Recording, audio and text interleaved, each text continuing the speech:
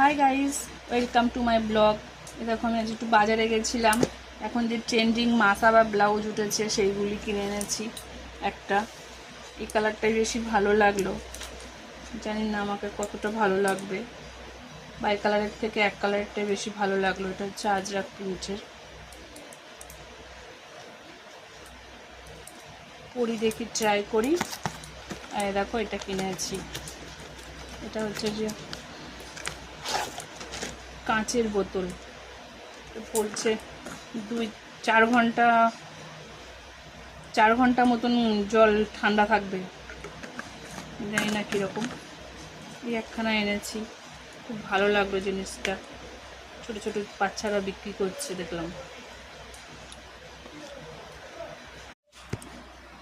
এই দেখো ট্রাই করেছি, ব্লাউজটা ভালোই লাগছে, খারাপ লাগছে না।